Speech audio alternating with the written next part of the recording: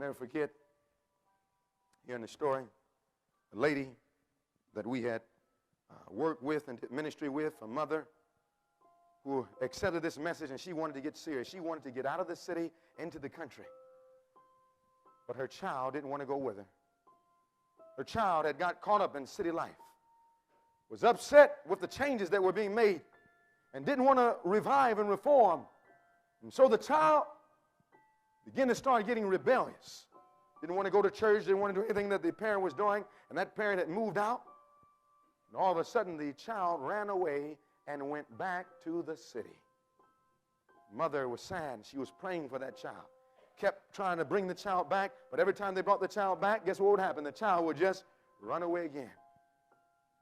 Finally, it was a Friday night. And the child was going to go out to a house party. He was a teenager in the wrong crowd, and there was a house party going on a Friday night. And so that 7th Adventist young man went to the house party. His cousins knew about the house party, but they were giving their heart to the Lord, and they wanted to bring their cousin back from the house party and try to bring them to Jesus. And so the cousins found where that house party was held, and the cousins went there. The cousins went into the party and was looking for their cousin. They looked around, and they found the young man. And when they found him, they said, come on, let's go outside. And the young man came outside with him. He said, please. They said, look, it's Friday night. You know it's the Sabbath. The sun is set. Please, let's go to our house. The young man said, no, I want to party. They said, please, why don't we go to our house? And they fussed with him and restrained with him, and they had a close relationship, so they kept talking back and forth. And finally, the young man said, okay, I'll go back with you, but let me just go back in and do something else real quick, talk to this person. And so he went back into the house party.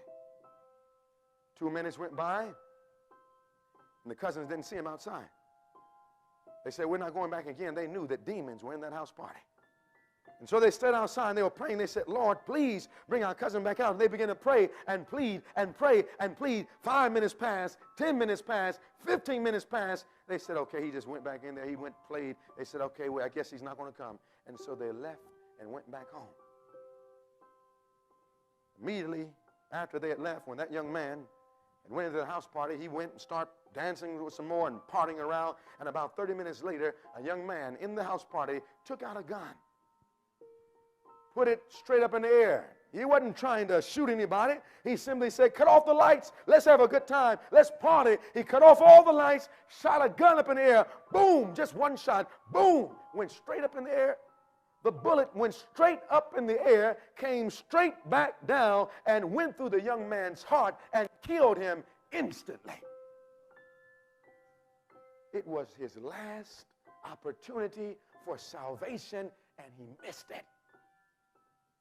You know, brothers and sisters, wouldn't it be a shame for this week to be your last opportunity for salvation, and you are so busy with everything else, careless in the church, but in saying, Lord, it's time to take this serious. Tomorrow is not promised. I don't know about you, but I want my calling and election to be made sure. Don't you?